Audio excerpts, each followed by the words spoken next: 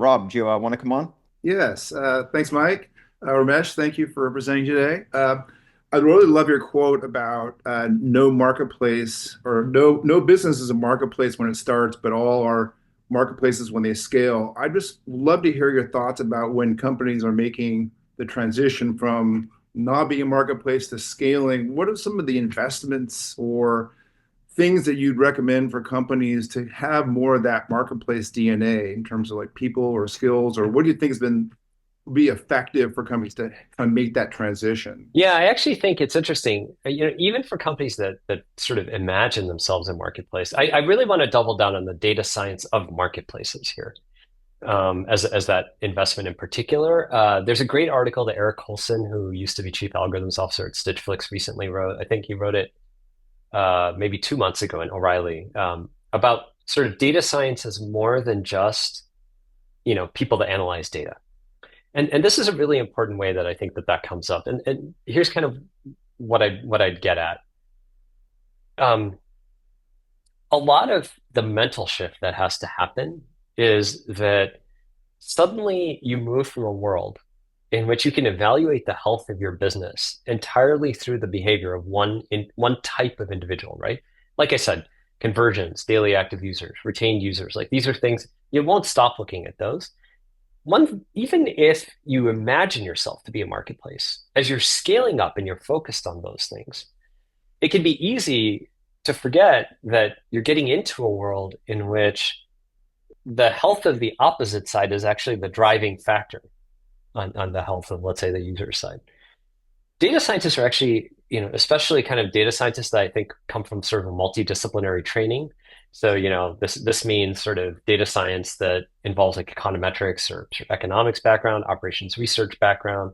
Actually, to be totally honest, even sort of folks that are trained in applied physics or, neuroscience, cognitive neuroscience, like what you see in those environments is an ability to think sort of more at what I call a system level, where you're basically asking yourself, what are the main drivers of health? So I might imagine my primary metric actually is retention on the user side. There's a difference between thinking of that mechanically as just let me just track that in a dashboard and thinking about it mechanistically, which is what are the things that are driving user retention, right? And what you'll see is if you break out that metric, you're going to come to a point at which one of the things that's driving retention is, are you growing liquidity on the opposite side? So I think that you want people who take the system level viewpoint, who are willing to break metrics down and always interrogate, are we actually sort of causally affecting the knobs that are most influential for that top line metric? So in a way, Rob, I think I'm cheating a bit on your question. What I believe is important is actually data science broadly is kind of that core competency that becomes fundamental when you scale up into into a big marketplace. So that's where like this kind of liquidity driven data science is happening.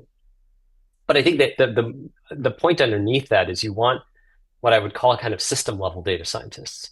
You don't just want data scientists who are just purely about implementing statistical methodology and nothing else.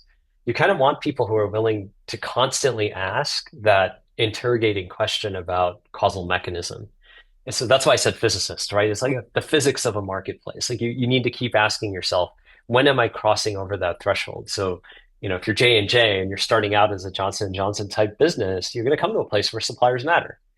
And when that's the bottleneck, you want somebody to have identified that so that you can start shifting your mindset quickly into imagining these kind of platform types of questions rather than just single-sided optimization.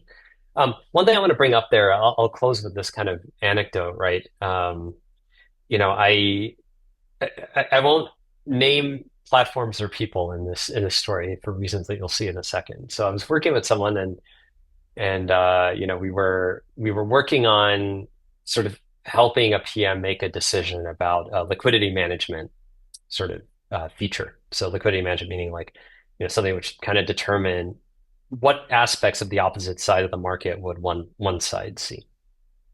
And I asked the guy, so I saw the memo and I was like, hey, like I saw what you did here and you use some really advanced methods. It's really cool, but you're kind of not really recommending anything. You don't have like a punchline. You don't have here's what I think is happening. Here's a decision we should make. Here's the scenario planning around different things we could do. And the guy's response was sort of like, well, hey, look, my job as a data scientist is to take the methods we know, use them on our data, and implement them, and make sure that everybody knows what method I used. That's where my buck stops. Everything after that is the PM. It's the PM's job to take in what I wrote up, figure out what the implications are for decisions, and make those decisions. And I just want to say, I categorically disagree with this viewpoint. Like that viewpoint is disastrous for data science and it's disastrous for the PM. Like it is the data scientist's job to be the one who's interpreting that, right? And so I think that's where I was going with my earlier comment, Rob.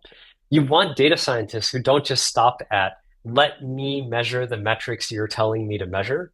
You want data scientists who are willing to do things like break those metrics apart and say, here's where we're hitting a liquidity constraint, versus not. So I think hopefully that kind of answer makes sense. But I really feel like that's the type of competency. It's a human resource competency, I think that you want to pay attention to as you're moving through that transition.